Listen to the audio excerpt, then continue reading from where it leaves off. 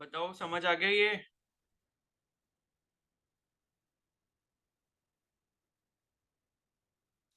Layers वाला concept. Yes, sir. Yes, sir. Yes, sir.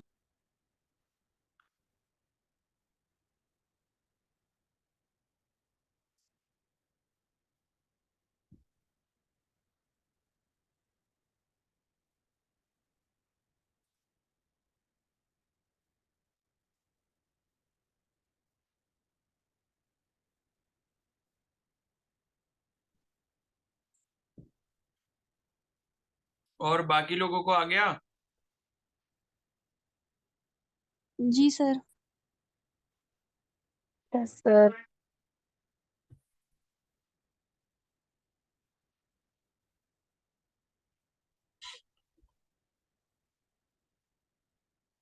Yes, sir. चलो, तो अब यहाँ पर ये देख लेते हैं कि विस्कोसिटी का जो फॉर्मूला है वो कैसे आएगा। ओके। तो यहाँ पर इन्होंने क्या करा है कि an account of this motion a portion of fluid which at some instant has the shape A B C D. ठीक है। Take the shape of A E F D after short interval of time. ठीक है। तो यहाँ पर इन्होंने वही case लिया है, जैसे मान लो जो मैंने आपको बताया था अभी। इसको अब हटा देता हूँ, मैं इरेज कर दे रहा हूँ।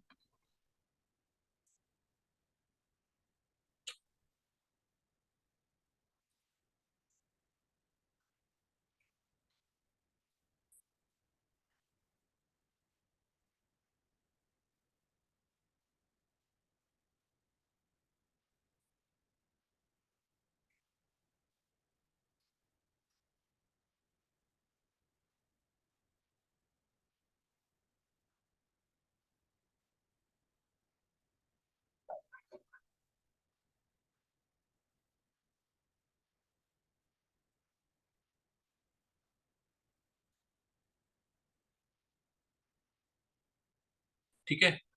तो अब देख लेते हैं। तो यहाँ पर ए बी सी डी का मतलब क्या है? ये आप ए पॉइंट देख रहे हो, ये बी पॉइंट है, फिर ये सी पॉइंट है और डी पॉइंट है।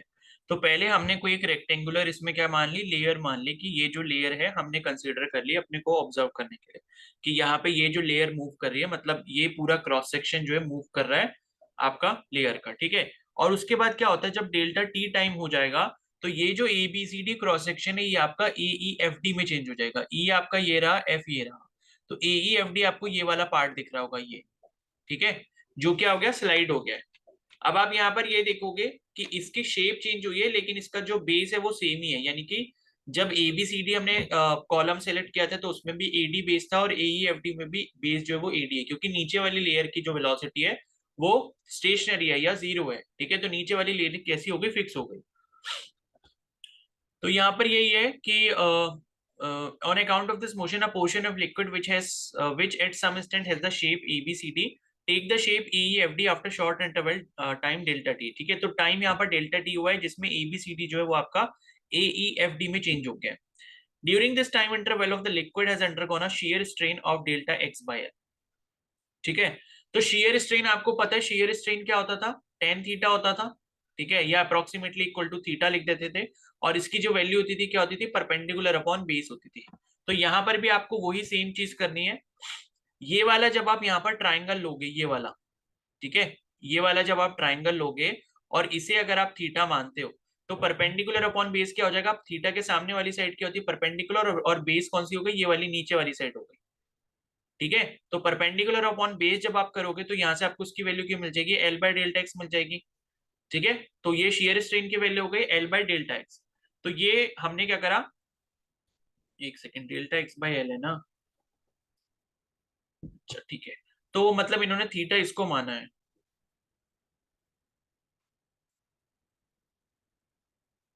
ठीक है। थीटा ये वाला लेंगे, ये वाला, सॉरी हाँ वो गलत हो गया।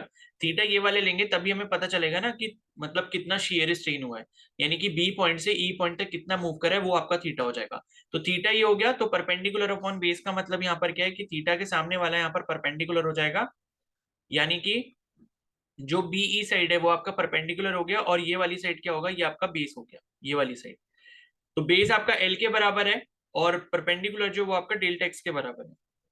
तो यहाँ पे जो शेयर स्ट्रेन की वैल्यू होगी, ठीक है, शेयर स्ट्रेन की वैल्यू टेन थीटा जो है वो आपका किसके बराबर हो जाएगा, डेल्टा एक्स बाय एल के बराबर हो जाएगा। ठीक है, तो डेल्टा एक्स बाय एल हो गया आपका यहाँ पर shear स्ट्रेन।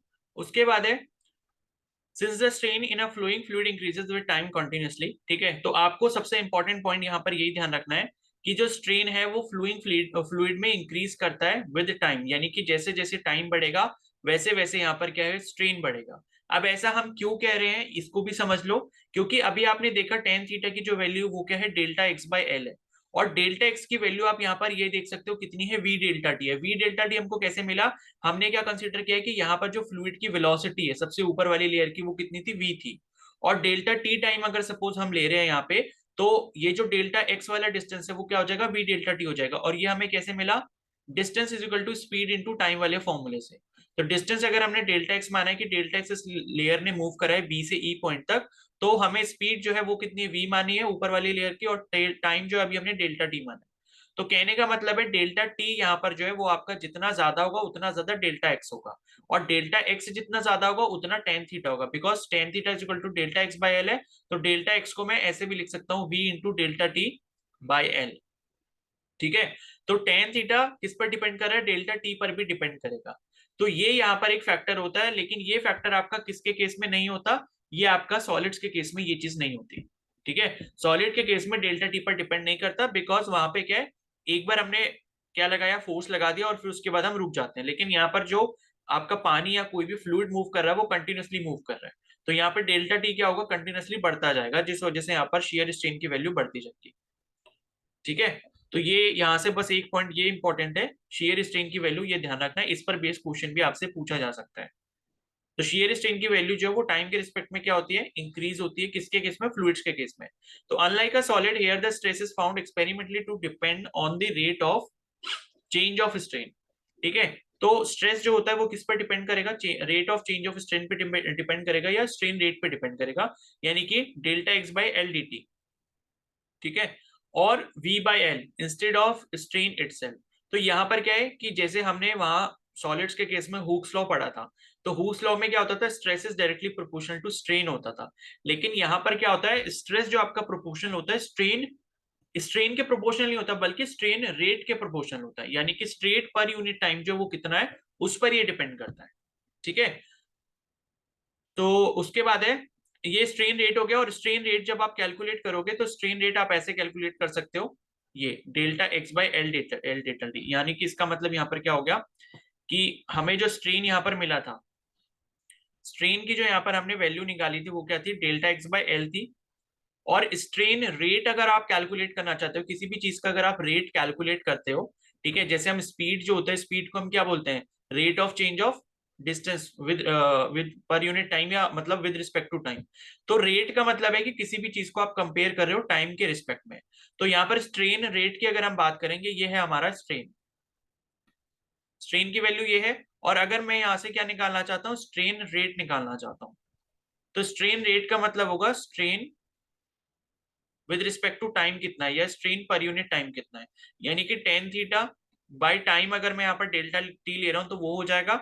और यहाँ पर टेन थीटा की जो वैल्यू वो मेरे पास कितनी है, डेल्टा एक्स बाय एल है, तो ये हो गया डेल्टा एक्स बाय एल, और उसको मैं क्या कर दूंगा, वन बाय डेल्टा टी से मल्टीप्लाई कर दूंगा। तो यहाँ पर जो है मेरे को delta X by L delta T ये जो मिल गया, ये मेरे को क्या मिल गया, स्ट्रेन रेट मिल गया। ठीक है, तो यही चीज यहाँ पर लिखी है इन्होंने कि ये जो स्ट्रेन रेट है वो आपका कितना हो जाएगा, delta X by L D T और वी बाय एल। अब वी बाय एल कैसे हो गया ये,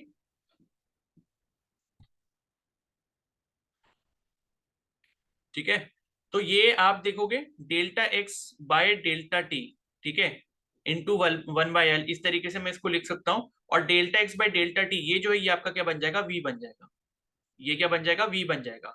बिकॉज हमने ऊपर ही देखा था स्पीड इक्वल टू क्या होता है, डिस्टेंस अपॉन टाइम। तो मान लो अगर डिस्टेंस में मूव कर रहा है डेल्टा एक्स, और कितने टाइम में, डेल्टा टी टाइम में, तो वो क्या बन जाएगा, वी बन जाएगा। और नीचे यहाँ पर कितना आ गया, एल आ गया।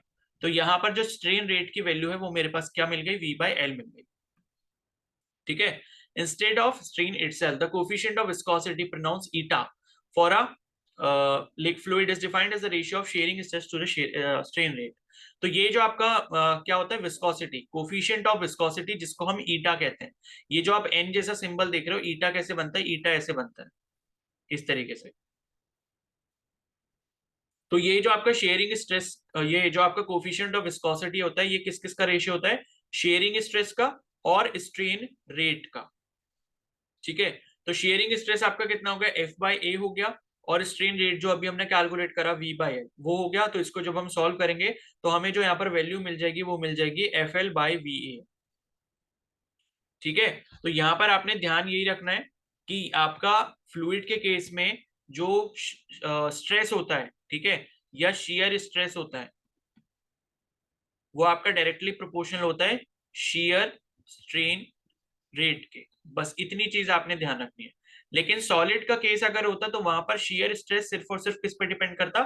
शियर स्ट्रेस स्ट्रेन पे डिपेंड करता। लेकिन यहाँ पर शियर स्ट्रेन रेट पर डिपेंड कर रहा है, बिकॉज टाइम भी यहाँ पर क्या है? एक ऐसी क्वांटिटी है जिसपे ये फैक्टर आपका डिपेंड करता है शियर स्ट्रेस वाला।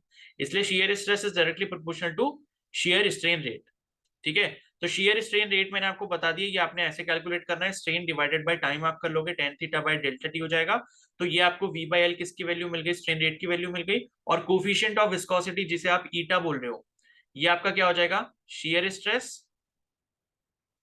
अपॉन स्ट्रेन रेट या शियर स्ट्रेन रेट, ये हो जाएगा बस। तो इसमें जब आप वैल्यू डाल दोगे, शियर स्ट्रेस क्या हो गया? फोर्स अपॉन एरिया हो गया। ओके, एंड इसके बाद स्ट्रेन रेट क्या हो गया? वी बाई एल हो गया।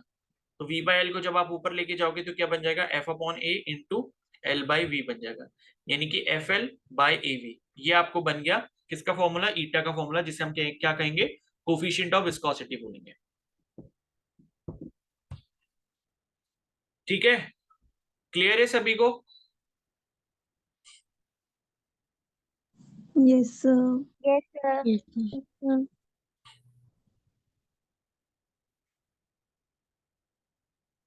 ठीक है, तो coefficient of yes sir. Viscosity आपका जितना ज्यादा होगा, इसका मतलब वो फ्लूइड उतना ज्यादा क्या होगा? विस्कस होगा। ठीक है, तो ये ऐसे हम क्या कैलकुलेट करते हैं? इसका कोफिशिएंट ऑफ विस्कोसिटी कैलकुलेट करते हैं। इसकी ऐसे यूनिट के अगर हम बात करें तो पॉइसेली होती है। ठीक है, ये पॉइसेली पी आई से डिनोट करते हैं। और अदरवाइज इसकी यूनिट अगर हम देखें तो क्या है? न्यूटन सेकंड पर मीटर स्क्वायर या फिर पास्कल सेकंड। बिकॉज आप जब इस फॉर्मूला में मतलब वैल्यूज रखोगे, ठीक है, हमें जो ईटा का फॉर्मूला जो यहाँ पर मिला है, ईटा क्या मिला है? F L by A we मिला है। तो एफ की वैल्यू यानी कि फोर्स किस में मेजर करते हैं? न्यूटन में। और लेंथ जो है वो किस में मेजर करेंगे? मीटर में। और एरिया जो है मीटर स्क्वायर में करेंगे। और वेलोसिटी किस में करेंगे? मीटर पर सेकंड में करेंगे। तो यहां से एक मीटर ये वाले मीटर से कैंसिल हो गया, तो क्या बचेगा? न्यूटन पर मीटर स्क्वायर। सेकंड पर सेकंड नीचे है तो ये ऊपर आकर पॉजिटिव पावर हो जाएगी, यानी कि इसको आप ऐसे लिख सकते हो न्यूटन पर मीटर स्क्वायर पर और इनटू सेकंड, या इसको ऐसे लिख लो न्यूटन सेकंड पर मीटर स्क्वायर। ठीक है, तो न्यूटन सेकंड पर मीटर स्क्वायर जो है वो इसकी क्या हो जाएगी? ऐसा यूनिट हो जाएगी, और इसी को हम पॉइसेली भी बोलते हैं। और न्यूटन सेकंड पर मीटर स्क्वायर में से अगर आप न्यूटन पर मीटर स्क्वायर देखोगे तो वो पास्कल बन जाएगा। तो पास्कल इंटू सेकंड भी इसकी ऐसा यूनिट हो गई। ठीक है, तो इसकी ऐसे यूनिट को नोट डाउन कर लेना या मार्क कर लेना। और डायमेंशन जो है वो उसकी M L minus one T minus one हो जाएंगे। तो ये तो आपको कैलकुलेट करना आता है डायमेंशन कैसे निकालते हैं। तो generally thin liquids like water, alcohol etcetera are less viscous than thick liquids. ठीक है, तो ये तो आपको पता ही है भाई, कौन सी किसकी विस्कोसिटी जो है वो ज्यादा होती है, किसकी विस्कोसिटी कम होती है। जो ज्यादा थिक लिक्विड होगा उसकी विस्कोसिटी ज्यादा, जो ज्यादा थिन लिक्विड होगा उसकी विस्कोसिटी कम। तो यहाँ पर जैसे वाटर दिया है, अल्कोहल दिया है, इनकी विस्कोसिटी कम होती है एज कंपैरिजन टू कोल तार, ब्लड, ग्लिसरीन एक्सेट्रा। ठीक है, तो ब्लड भी काफी ज्यादा विस्कस होता है, ग्लिसरीन हो गया, कोल तार हो गया। The coefficient of viscosity for some common fluid are listed. ठीक है, ये भी देख लेंगे। We point out two facts about blood and water that you might find interesting. As table 9.2 indicates, blood is thicker, that is more viscous than water. Further, the relative velocity eta by eta water of blood remains constant between 0 degree and 37 degree Celsius. ठीक है, तो चलो इस point को देख लेंगे। पहले इसको टेबल को एक बार देख लेते हैं। ये आपको टेबल यहाँ पर दी है अलग अलग विस्कस फ्लूइड की। ठीक है, तो वाटर की इन्होंने लिखी है, और टेम्परेचर के साथ देखो विस्कोसिटी में चेंज आता है। क्लियर है? तो ये वाटर हो गया, तो वाटर की इन्होंने लिखी है, जैसे टेम्परेचर अगर 20 डिग्री सेल्सियस है तो वहां पर 1 मिली पॉइसेली यहाँ पर इसकी विस्कोसिटी होगी। और अगर वाटर अगर हम 100 डिग्री सेल्सियस पे देखें तो क्या हो जाएगी? 0.3 मिली पॉइसेली। तो यहाँ पर आपने देखा टेम्परेचर को हमने जैसे ही बढ़ाया उसकी विस्कोसिटी कम हो गई। और वाटर की अगर हम 37, सॉरी, फिर उसके बाद ब्लड आ गया, ब्लड की इन्होंने 37 डिग्री सेल्सियस पे लिया। 37 पे इस पे लिए इसलिए लिया है क्योंकि नॉर्मल ह्यूमन बॉडी जो टेम्परेचर होता है वो लगभग लगभग 37 डिग्री सेल्सियस होता है। तो 37 डिग्री सेल्सियस में यहाँ पर जो विस्कोसिटी है वो 2.7 है। और मशीन ऑयल की ये बात कर रहे हैं, ठीक है, मशीन ऑयल मतलब जो मशीन्स में ऑयल पड़ता है लुब्रिकेशन के लिए, उसकी बात कर रहे हैं, तो 16 डिग्री सेल्सियस टेम्परेचर पे 113 मिली पॉइसेली होता है। उसी तरीके से ग्लिसरीन के यहाँ पर 830 दिए, देख सकते हो कितनी ज्यादा है। फिर हनी की 200 है, ठीक है, और हवा की बहुत ही कम है, 0.017 और 0.019, ठीक है। तो हवा में आपने देखा यहाँ पर क्या हुआ कि टेम्परेचर जब आपने बढ़ाया तो यहाँ पर विस्कोसिटी थोड़ी सी बढ़ जाती है। क्लियर है? बिकॉज जो आपकी गैसेस होती हैं, गैसेस में क्या होता है, जब आप टेम्परेचर बढ़ाते हो तो टेम्परेचर बढ़ाने पे क्या होता है, बेसिकली उनका प्रेशर बढ़ता है, और प्रेशर से वो क्या होती है, ज्यादा डेंस हो जाते हैं, उसका मतलब ज्यादा विस्कोसिटी होगी। तो ये भी थोड़ा सा अंतर है कि अगर आप कोई लिक्विड ले रहे हो तो लिक्विड में बेसिकली यहाँ पर क्या होगा कि टेम्परेचर आप बढ़ाओगे तो विस्कोसिटी कम होगी, लेकिन जिसे जो भी आपके एयर है या अदर गैसेस है उसमें अगर आप टेम्परेचर बढ़ाओगे तो विस्कोसिटी बढ़ सकती है, ठीक है। तो यहाँ पर इन्होंने एक फैक्ट दिया, ये फैक्ट इंपॉर्टेंट है, इस पर क्वेश्चन आ सकता है। इन्होंने फैक्ट जो यहाँ पर दिया वो क्या दिया है, ये दिया था कि blood is thicker that is more viscous than water, further the relative viscosity eta by eta water of blood remains constant between 0 degree Celsius and 37 degree Celsius, ठीक है। तो ये वाला पॉइंट इंपॉर्टेंट है कि यहाँ पर जो रिलेटिव विस्कोसिटी होती है, यानी कि ईटा बाय ईटा वाटर अगर आप ब्लड का निकालते हो किसके बीच में, 0 डिग्री और 37 डिग्री सेल्सियस के बीच में, तो ये आपको कांस्टेंट मिलेगा हमेशा। समझ गए? तो ईटा बाय ईटा वाटर जो है वो आपको कांस्टेंट मिलेगा, रिलेटिव वेलोसिटी किसके बीच में, 0 से लेके 37 डिग्री सेल्सियस के बीच में, ठीक है। और फिर लिखा है, हाँ ये आ गया इंपॉर्टेंट पॉइंट यहाँ पे, the viscosity of liquid decreases with temperature while it increases in the case of gases. ये अभी हमने देख ही लिया, एयर के केस में क्या हो रहा था, टेम्परेचर बढ़ा रहे हैं तो विस्कोसिटी बढ़ रही है, लेकिन बाकी जो लिक्विड हो गए जैसे ग्लिसरीन हो गया, वाटर हो गया, ऑयल हो गया, तो उस केस में टेम्परेचर बढ़ा रहे हैं तो विस्कोसिटी कम हो रही है। तो ये पॉइंट बहुत इंपॉर्टेंट है क्योंकि देखो कॉन्सेप्चुअल क्वेश्चन जब एग्जाम में पूछे जाते हैं तो ऐसी टॉपिक से पूछे जाते हैं।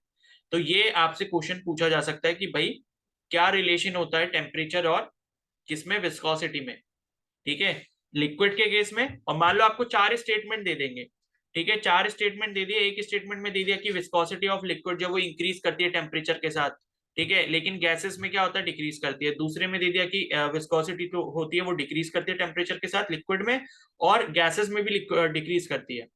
और ऐसे करके बोल देंगे कि भाई टेम्परेचर बढ़ने के साथ दोनों में इंक्रीज करती है, टेम्परेचर बढ़ने के साथ एक में इंक्रीज करेगी एक में कम होगी। तो ऐसे करके 4 आपको स्टेटमेंट दे दी जाएंगे और आपको यहाँ पर करेक्ट स्टेटमेंट बताना होगा। तो ये वाली लाइन बहुत इंपॉर्टेंट है, ये आपको पता होनी चाहिए, ठीक है। तो मैंने आपको उसका रीजन भी बता दिया कि गैसेस के केस में जब आप क्या करते हो, यहाँ पर मतलब टेम्परेचर बढ़ेगा तो प्रेशर बढ़ेगा, प्रेशर बढ़ेगा तो यहाँ पर डेंसिटी ज्यादा होगी, डेंसिटी ज्यादा होने से क्या होगा, वहां पर विस्कोसिटी ज्यादा बढ़ेगी। क्लियर है? और तो ये हो गया। उसके बाद यहाँ पर एक क्वेश्चन दिया हुआ है, न्यूमेरिकल दिया है, इसको देख लेते हैं। A metal block of area 0.10 meter square is connected to a 0.01 kg mass, ठीक है, ये एरिया दिया है या मास दिया है, via string that passes over an ideal pulley. तो पुली का केस इन्होंने दिया, considered massless and frictionless, a liquid with a film thickness of 0.3 mm, ठीक है, is placed between the block and the table. When released, the block moves to the right with a constant speed of 0.085 meter per second. Find the coefficient of viscosity. तो आपको coefficient of viscosity निकालना है, ठीक है। Figure पता नहीं इन्होंने कहाँ दिया है, अच्छा ये दिया हुआ है ऊपर।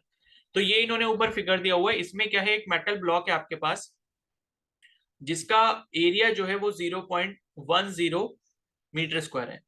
तो ये जो आप यहाँ पर ऊपर की तरफ देख रहे हो ये है आपका मेटल ब्लॉक जिसका मास m है, जो कि आपको 0.01 kg के बराबर यहाँ पर दिया है। और ये जो एक पुली से कनेक्टेड है, ये है आपका पुली, ठीक है, ये आपका पुली, और इसके ऊपर क्या है, ये रोप है इस तरीके से। तो पुली और रोप का अरेंजमेंट यहाँ पर दिया हुआ है, और ये लिखा है इसमें कि एक लिक्विड है, a liquid with a film thickness of 0.30 mm is placed between the block and the table। तो ये ब्लॉक के नीचे इन्होंने क्या डाल दिया, एक फिल्म डाल दी है, किसकी फिल्म डाल दी है, लिक्विड की फिल्म डाल दी है, ठीक है। और इस लिक्विड की फिल्म जो डाली है इसकी जो थिकनेस है वो 0.30 mm है। और ये लिखा है कि जब हम ब्लॉक को रिलीज करते हैं राइट साइड की तरफ 0.085 मीटर पर सेकंड की स्पीड से, तो आपको कोफिशिएंट ऑफ विस्कोसिटी कैलकुलेट करना है। और ये जो नीचे वाला आपको ये मास दे रखा है वो आपको 0.101 kg दिया है, जिससे ये नीचे की तरफ आएगा। तो अब इसको कैसे करेंगे? ठीक है, तो इसमें लिखा है कि metal block moves to the right because of the tension in the string. ठीक है, तो मेटल ब्लॉक जो है राइट साइड में कैसे मूव करेगा? क्योंकि स्ट्रिंग में क्या आ रहा है, टेंशन आ रहा है। क्योंकि टेंशन आएगा और टेंशन फोर्स ही क्या करेगा, उस मेटल ब्लॉक को खींचेगा। The tension T is equal in magnitude to the weight of the suspended mass M. ठीक है, तो यहाँ पर ये जो आपको दिया हुआ है, ये मास जो आपको नीचे वाला दिया ना, जो ये मास लटका हुआ है 0.01 kg का, ये नीचे जितना फोर्स यहाँ पर लगा रहा होगा, कितना लगाएगा, mg के बराबर लगाएगा। और ये जो mg लगाएगा, mg के बराबर ही यहाँ पर क्या होगा, रोप में टेंशन जनरेट होगा, यहाँ पे टेंशन। और इसी टेंशन की वजह से इस ब्लॉक का जो मूवमेंट है वो इस तरफ होगा। क्लियर है? तो वही चीज यहाँ पर लिखी है। ठीक है, तो टेंशन T जो है वो is equal to the magnitude to the weight of the suspended mass m। Thus the shear force F is equal to, यानी कि ये जो शेयर फोर्स की बात कर रहे हैं जो कि आपका मेटल ब्लॉक को खींचेगा वहां पे, उसकी वैल्यू क्या आ जाएगी, F is equal to T, यानी कि tension is equal to mg। तो मास वो जो नीचे वाला बॉल जो लटका हुआ है वो 0.010 kg है, इंटू 9.8 से मल्टीप्लाई करेंगे तो इतना न्यूटन जो हमको फोर्स मिल जाएगा या टेंशन मिल जाएगा, जिससे वो नीचे खींचा जा रहा है। अब शेयर स्ट्रेस की वैल्यू अगर हम यहाँ पर कैलकुलेट करते तो वो F/A हो जाएगा। फोर्स एरिया आपको यहाँ पर दिया 0.10 मीटर स्क्वायर। तो ये एरिया आपको क्वेश्चन में दिया हुआ था, मेटल ब्लॉक का एरिया कितना है, 0.10 मीटर स्क्वायर। ठीक है, तो ये जब आप निकाल लोगे तो यहाँ से आपको शेयर स्ट्रेस मिल गया। उसके बाद स्ट्रेन रेट निकालोगे जो कि V/L के बराबर होता है। वेलोसिटी आपको दी है 0.085 मीटर पर सेकंड दी थी, और L जो लेंथ है वो आपको यहाँ पर दी है।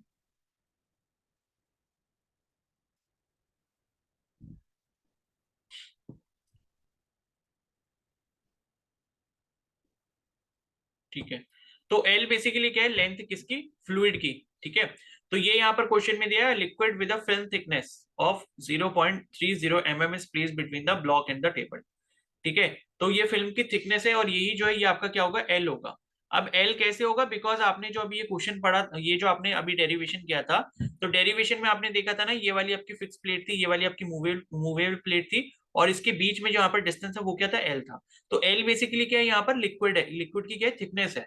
ठीक है, तो जैसे हमने डेरिवेशन जो किया उसमें जो हमने एल कंसीडर किया वो लेंथ लेंथ नहीं है, बेसिकली किसकी थिकनेस है, लिक्विड की थिकनेस है। यानी कि लिक्विड की थिकनेस कितनी है, उसकी वैल्यू एन के बराबर है।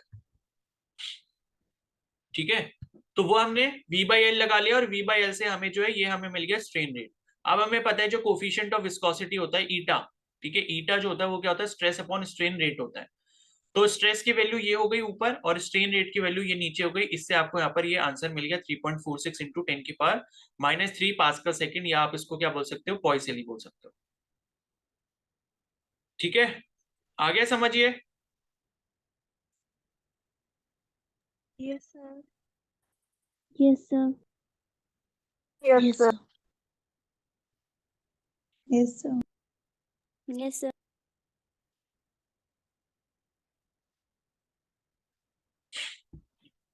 ओके, चलो टाइम कितना रह गया, ठीक है।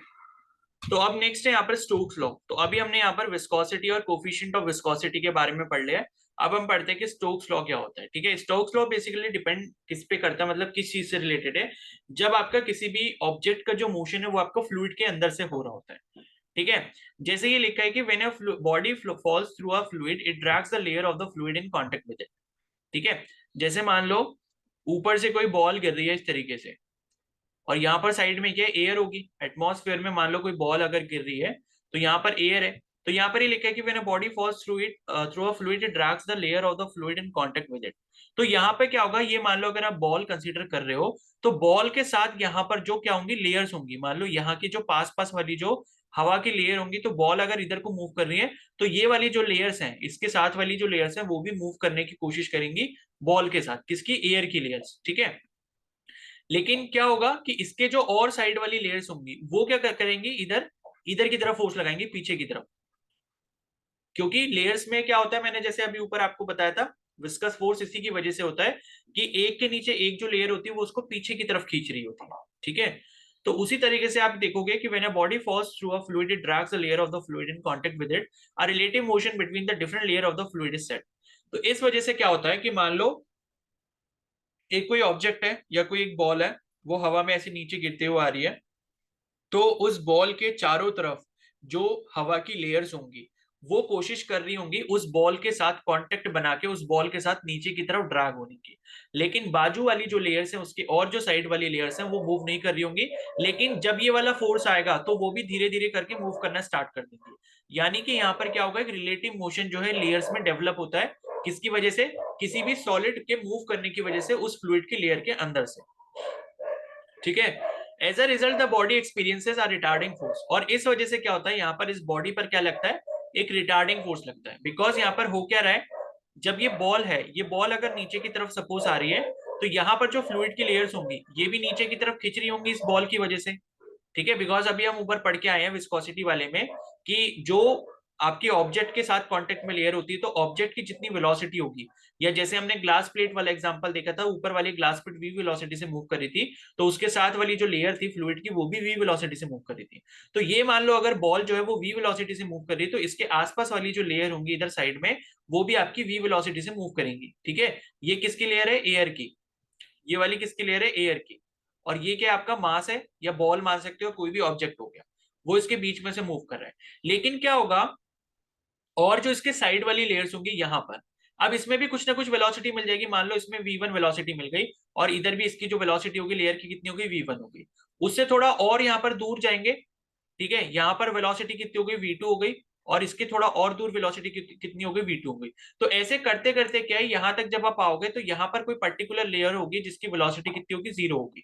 और इसी तरीके से यहाँ पर कोने में जो एक लेयर होगी उसकी भी वेलोसिटी 0 होगी। तो यहाँ पर आप देख रहे हो क्या हो रहा है कि जो ऑब्जेक्ट के साथ कांटेक्ट में थी जितनी वेलोसिटी उसकी थी, उसके साथ वाली लेयर्स की वेलोसिटी भी उतनी थी। ये जो ब्लैक वाली लेयर्स देख रहे हो इनकी वेलोसिटी भी है, लेकिन इससे दूर मैं कहीं मान लेता हूं तो इस वाली लेयर की जो वेलोसिटी होगी वो कितनी हो जाएगी? 0 हो जाएगी। तो इस तरीके से यहाँ पर क्या हो रहा है, जब आप इस तरफ से इधर आ रहे हो तो वेलोसिटी का इंक्रीमेंट हो रहा है, और उसी तरीके से जब आप लेफ्ट साइड से राइट साइड पे आ रहे हो तो आप वेलोसिटी में इंक्रीमेंट देख रहे हो। तो यहाँ पे क्या हो गया, बेसिकली लेयर्स के बीच में यहाँ पर एक रिलेटिव मोशन डेवलप हो चुका है। ठीक है, अब क्या है, जो भी एक लेयर के नीचे एक लेयर हो गई, यानी कि ब्लैक वाली के नीचे ब्लू वाली जो लेयर है, ब्लू वाली लेयर जो है ये ब्लैक वाली लेयर को ऊपर की तरफ खींच रही होगी। यानी कि अगर मैं ब्लैक वाली लेयर इस तरीके से बनाता हूं जो कि बॉल के साथ डायरेक्ट कांटेक्ट में है, और उसके बाद मान लो मैंने यहां पर ये ब्लू वाली लेयर बना ली, ठीक है, और मैंने ये कहा कि ये बॉल थी एंड बॉल सपोज ये इधर मूव कर रही है, ये डाउनवर्ड है, मतलब मैंने उस पोजीशन को रोटेट करके ऐसे बना दिया। ठीक है, तो बॉल की वेलोसिटी इधर की तरफ थी, तो ये जो ब्लैक वाली लेयर है इसकी भी वेलोसिटी v के बराबर होगी। ठीक है, और नीचे वाली जो ब्लू लेयर है उसकी वेलोसिटी उससे थोड़ी कम होगी, और जैसे जैसे बॉल से दूर जाती रहेंगी लेयर उतनी वेलोसिटी उसकी कम हो जाएगी, और एक पॉइंट ऐसा आएगा कि वहां पर वेलोसिटी जो लेयर की होगी, एयर वाली जो लेयर है उसकी वेलोसिटी कितनी हो जाएगी? 0 हो जाएगी। अब यहाँ पे हो क्या रहा है, ये जो आपकी नीचे वाली ब्लू लेयर है, ब्लू लेयर क्या कर रही होगी, इसको पीछे की तरफ ड्रैग कर रही होगी। किसको? ऊपर वाली जो इसकी ब्लैक लेयर है एयर वाली। तो वो अगर उसको ड्रैग करेगी तो इसके ड्रैग से क्या होगा, ये जो आपकी बॉल है इस पे भी कुछ ना कुछ पीछे की तरफ क्या लगेगा? रेजिस्टिव फोर्स लगेगा। और वो किसकी वजह से लगेगा? वो इस ब्लैक वाली लेयर की वजह से लगेगा। ठीक है, अब ब्लू के नीचे मान लो कोई और लेयर होगी, ब्लू के नीचे मान लो यहाँ पर रेड वाली लेयर है यहाँ पर। ठीक है, तो ये वाली रेड वाली लेयर भी क्या कर रही होगी, ये ब्लू वाली लेयर को पीछे खींच रही होगी, तो लेकिन ब्लू वाली तो आगे जा रही है। तो क्या हो रहा है, यहाँ पर रिलेटिव मोशन हो रहा है, साथ में क्या लग रहा है? रेजिस्टिव फोर्स भी लग रहा है। तो टोटल जो लेयर्स का रेजिस्टिव फोर्स होगा उसका कुछ ना कुछ इंपैक्ट जो होगा वो आपके ऑब्जेक्ट के ऊपर भी आएगा। तो falling of a rain drop and swinging of a pendulum bob are सब common examples of such motion. तो जैसे बारिश की बूंदें जब ऊपर से नीचे की तरफ गिरती हैं तो उस पर भी ये सेम इफेक्ट लग रहा होता है। ठीक है, या फिर हम बॉब जो होता है, पेंडुलम का जो बॉब होता है उसको जब हम स्विंग करते हैं, ठीक है, उसको जब मूव करवाते हैं तो उसमें भी जो आपकी वेलोसिटी धीरे धीरे कम होती है वो भी इसी की वजह से होती है। तो it is seen that viscous force is proportional to the velocity of the object. ठीक है, तो एक्सपेरिमेंटली या प्रैक्टिकली इस चीज को देखा गया है कि वेलोसिटी यहाँ पर ऑब्जेक्ट की जितनी ज्यादा होती है उतना ज्यादा ये विस्कस फोर्स बढ़ जाता है। ठीक है, तो viscous force is proportional to the velocity of the object and is opposite to the direction of the motion. ठीक है, तो भाई आपको पता है विस्कस फोर्स किस तरीके का फोर्स है, एक फ्रिक्शनल फोर्स है या रेजिस्टिव फोर्स है, तो उसकी जो डायरेक्शन है हमेशा किसके अपोजिट होगी? जो आपकी बॉडी मूव कर रही है उसके जस्ट अपोजिट डायरेक्शन में उसकी डायरेक्शन होगी। तो यहाँ पर ये जो विस्कस फोर्स है वो आपका प्रोपोर्शनल होगा एक तो वेलोसिटी ऑफ द ऑब्जेक्ट के, और दूसरी चीज ये है कि उसकी जो डायरेक्शन है वो आपकी अपोजिट होगी किसके, मोशन के, यानी कि बॉडी जो आपको मूव कर रही है उसके मोशन के अपोजिट डायरेक्शन में यहाँ पर विस्कस फोर्स एक्ट करेगा। The other quantities on which the force F depends are viscosity. तो दूसरी जो क्वांटिटी है जिसपे विस्कस फोर्स आपका डिपेंड यहाँ पर जो करेगा वो आपका विस्कोसिटी है ऑफ द फ्लूइड, यानी कि फ्लूइड की जो विस्कोसिटी होगी ईटा उस पर डिपेंड करेगा। And radius A of the sphere, और अगर हम रेडियस यहाँ पर स्फीयर की, मान लो ये बॉल हमने कंसीडर की थी या कोई भी ऑब्जेक्ट अगर हम कंसीडर कर रहे हैं तो उसकी अगर क्या है रेडियस ए है तो उस पर डिपेंड करेगा। ठीक है, तो Sir George G Stokes an English scientist initiated clearly the viscous drag force FS. तो इन्होंने जो है ये मतलब प्रैक्टिकली इस चीज को दिखाया था कि ये जो ड्रैग फोर्स होता है, ठीक है, ये जो विस्कस ड्रैग फोर्स होता है वो आपका F is equal to 6 pi eta R V या ए वी के बराबर होता है। ठीक है, अब इसमें ए लिखा है लेकिन पहले वाली एनसीईआरटी में शायद ये आर वी आता था।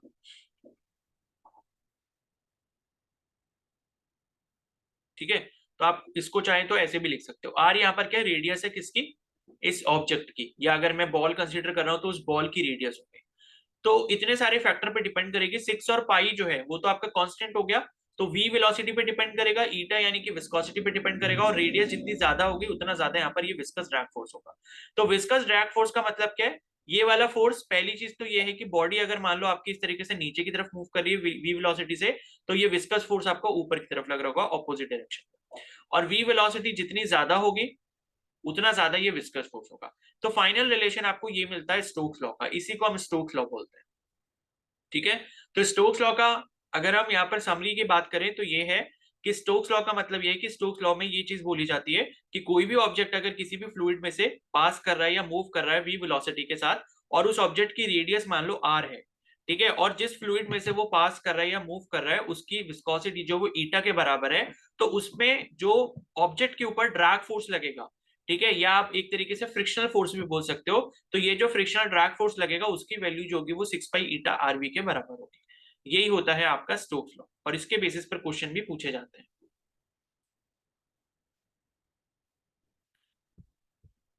ठीक है, आगे समझिए।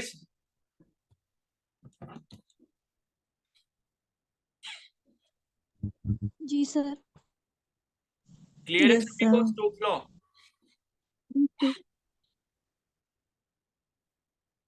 Yes sir. यस। ठीक है, तो आगे देखो फिर, तो this is known as Stokes law, we shall not derive Stokes law. ठीक है, इसका डेरिवेशन नहीं अपने पास। This law is an interesting example of retarding force which is proportional to velocity. ठीक है, we can study its consequences on an object falling through a viscous medium, we consider a rain drop. तो यहाँ पर एक example ले रहे हैं rain drop का, कि मान लो रेन ड्रॉप जो है वो आपका मूव करते हुए ऊपर से आ रही है हवा में, it accelerates initially due to gravity. ठीक है, तो आपको पता है अगर रेन ड्रॉप ऊपर से नीचे की तरफ आ रही है तो उस पर जो फोर्स काम कर रहा होगा, कौन सा काम कर रहा होगा, ग्रेविटेशनल फोर्स काम कर रहा होगा। तो ये जो है इनिशियली एक्सेलरेट करते हैं किसकी वजह से, ग्रेविटी की वजह से। As the velocity increases the retarding force also increases. तो जैसे जैसे यहाँ पर इसकी वेलोसिटी बढ़ती जाएगी ग्रेविटी के एक्सेलरेशन की वजह से, यहाँ पर जिस पे रिटार्डिंग फोर्स या फिर जो ड्रैग फोर्स लगेगा वो भी बढ़ता जाएगा। बिकॉज अभी हमने पढ़ा कि ड्रैग फोर्स जो है वो आपका वेलोसिटी v पे डिपेंड करता है। ठीक है, तो finally when viscous force plus buoyant force becomes equal to the force of gravity, the net force becomes zero and so does the acceleration. तो ये देखो बहुत इंपॉर्टेंट चीज है ये जो डेरिवेशन है ना। ठीक है, तो यहाँ पर क्या क्या रहा है ये, कि मान लो आपने एक रेन ड्रॉप कंसीडर की, ये मान लो मैंने रेन ड्रॉप कंसीडर की, ये क्या है, ये नीचे की तरफ आ रही है। तो इनिशियली क्या हो रहा है, ये यहाँ पे अर्थ है, ठीक है, ये यहाँ पे क्या है, अर्थ है, ये हमने अर्थ मान लिया, और ये एटमॉस्फेयर से क्या है, ये रेन ड्रॉप आ रही है। तो रेन ड्रॉप जब यहाँ पर आ रही होगी तो इस पे किसका फोर्स लग रहा है, ग्रेविटी का फोर्स लग रहा है, और ग्रेविटी की फोर्स की वजह से इसका जो एक्सेलरेशन है बढ़ता जा रहा है। ठीक है, नीचे जैसे जैसे ये आ रहा है वैसे वैसे क्या हो रहा है, इसका एक्सेलरेशन बढ़ रहा है। एक्सेलरेशन बढ़ेगा तो मतलब वेलोसिटी बढ़ेगी, वेलोसिटी अगर बढ़ेगी तो यहाँ पे जो एफ की वैल्यू है यानी कि जिसे हम ड्रैग फोर्स बोल रहे हैं वो भी आपका बढ़ेगा। लेकिन क्या होता है, एक पर्टिकुलर ऐसा टाइम आता है, ठीक है, एक पर्टिकुलर ऐसा यहाँ पर टाइम आता है जहां पे विस्कस फोर्स जो है और उसके साथ साथ बायएंट फोर्स। बायएंट फोर्स क्या होता है भाई, बायएंट फोर्स का मतलब ये होता है कि किसी भी फ्लूइड में कोई भी ऑब्जेक्ट के ऊपर जो आपका क्या लग रहा होता है, फोर्स लग रहा होता है, जिससे क्या करता है वो उसको ऊपर की तरफ बैलेंस करने की कोशिश करता है। बायोन्सी आपने पढ़ा होगा, आर्किमिडीज प्रिंसिपल, जैसे पानी में हम क्या करते हैं, पानी में कोई भी चीज होती है तो वो उसके ऊपर पानी का जो फोर्स लग रहा होता है ऊपर की तरफ, उसे हम बायएंट फोर्स कहते हैं। ठीक है, पानी में जैसे आपने लकड़ी का टुकड़ा डाला तो लकड़ी का टुकड़ा जो वो तैरने लगता है, क्यों? क्योंकि उसकी जो डेंसिटी है वो आपकी पानी की डेंसिटी से कम होती है, इस वजह से वो क्या कर रहा होता है, फ्लोट कर रहा होता है। तो वो जो फ्लोट कर रहा होता है उस पर जो फोर्स पानी की वजह से नीचे से ऊपर की तरफ लग रहा होता है उसे हम बायंट फोर्स कहते हैं। तो यहाँ पर भी ये बायंट फोर्स का मतलब ये है कि फ्लूइड जो है, फ्लूइड में बॉल जो आपकी है या जो रेन ड्रॉप है, वो रेन ड्रॉप जब नीचे आ रही है तो नीचे जब आ रही होगी तो उसके ऊपर क्या कर रहा होगा, एक फ्लूइड भी अपना फोर्स लगा रहा होगा। कौन सा वाला फोर्स? जिसे हम बायंट फोर्स कहेंगे। ठीक है, तो उसी बायंट फोर्स की बात हो रही है कि एक तो आपका विस्कस फोर्स लग रहा है, ये ड्रैग फोर्स लग रहा है, जो कि स्टोक्स लॉ की वजह से हमने जो अभी देखा वो आ रहा है। तो विस्कस फोर्स प्लस उसके साथ साथ जो बायंट फोर्स है, ये आपका किसके बराबर हो जाता है? Equal to the force due to gravity, यानी कि नीचे जो ग्रेविटी का फोर्स लग रहा है उसके बराबर हो जाता है। समझ आ गई बात? तो यहाँ पे तीन फोर्सेस आपके लग रहे हैं। नीचे आपका कौन सा फोर्स लग रहा है? Force of gravity. ऊपर कौन कौन से फोर्स लग रहे हैं इस पे? एक तो आपका ड्रैग फोर्स लग रहा है, एफ ड्रैग लिख दिया, और दूसरा जो फोर्सेस पे लग रहा है वो कौन सा लग रहा है? एफ बायोंट या बायोंसी। ठीक है, तो एक पर्टिकुलर टाइम यहां पर ऐसा आता है, एक हाइट ऐसी आती है जहां पे ये जो फोर्स ऑफ ग्रेविटी है ये आपका किसके बराबर हो जाता है? एफ ड्रैग प्लस एफ बायोंट के बराबर हो जाता है। ये चीज बस आपको यहाँ पर ध्यान रखनी है। और जब ऐसी चीज यहाँ पर होती है, जब ये दोनों फोर्सेस आपस में बराबर हो जाते हैं, तो यहाँ पे जो नेट फोर्स है, यहाँ पे जो नेट फोर्स की वैल्यू वो क्या हो जाती है? वो जीरो हो जाती है इस रेन ड्रॉप के ऊपर। और नेट फोर्स अगर यहाँ पर जीरो हो गया तो इसका मतलब है फोर्स इज इक्वल टू क्या होता है? मास इनटू एक्सेलरेशन होता है, वो जीरो हो गया। मास को हम जीरो में भेज देंगे, यानी कि ए नेट की वैल्यू जो वो जीरो हो जाएगी, यानी कि नेट एक्सेलरेशन जो होता है वो यहाँ पर जीरो हो जाता है। यानी कि एक पर्टिकुलर टाइम ऐसा आता है कि रेन ड्रॉप अपने ऊपर जितना एक्सेलरेशन लेता है वो ले लेता है, उसके बाद उसमें कोई भी एक्सेलरेशन ऐड नहीं होता। ठीक है, नेट एक्सेलरेशन फिर कितना हो जाता है? जीरो हो जाता है। और नेट एक्सेलरेशन यहाँ पर अगर जीरो हो गया तो इसका मतलब है कि रेन ड्रॉप जो है वो आपका नीचे जो आएगा वो कांस्टेंट वेलोसिटी के साथ आएगा। बिकॉज आपको पता है कि अगर ए नेट की वैल्यू जीरो है तो ए नेट का मतलब क्या है? एक्सेलरेशन को हम डीवी बाई डी भी लिखते हैं, इज इक्वल टू जीरो। ठीक है, डीवी बाई डी जीरो का मतलब यहाँ पर यह है कि वेलोसिटी कांस्टेंट है, क्योंकि वेलोसिटी का ही मतलब कोई भी अगर क्वांटिटी होती है, अगर उसका डिफरेंशिएशन जीरो है तो इसका मतलब वो क्या होता है? वो कांस्टेंट होता है, ये आपको पता होगा। तो डीवी बाई डी अगर कांस्टेंट है तो इसका मतलब है कि वी, डीवी बाई डी अगर जीरो है इसका मतलब V is equal to constant आ गया। यानी कि जब भी रेन ड्रॉप ऊपर से नीचे की तरफ आएगी तो बीच में पर्टिकुलरली एक ऐसा टाइम आएगा जहां पे फोर्स ऑफ ग्रेविटी जो है वो उसके बायंट फोर्स प्लस विस्कस जो ड्रैग फोर्स है उसके बराबर हो जाएगा, जहां पे नेट फोर्स लगना जीरो, एक्सेलरेशन नेट जीरो, इसका मतलब उसकी वेलोसिटी जो वो कांस्टेंट हो जाएगी। ठीक है, इतना क्लियर हो गया सभी को? Yes sir. बोलो, किसी को डाउट है इसमें?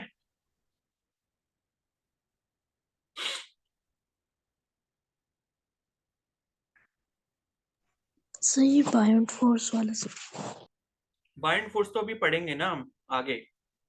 ठीक है, तो बायंट फोर्स मैंने आपको बता दिया, लाइक जो फ्लूइड की वजह से ऊपर जो लग रहा है, जो बैलेंस कर रहा होता है किसी भी ऑब्जेक्ट को। ठीक है, तो अभी इतना ही रखते हैं, और इसके बाद आगे कल से कंटिन्यू करेंगे, फिर इसका फॉर्मूला वगैरह देख लेंगे कैसे आता है। ठीक है, इसी रिलेशन को यूज करके। बाकी फिर अभी शाम को मिलते हैं केमिस्ट्री वाली क्लास में।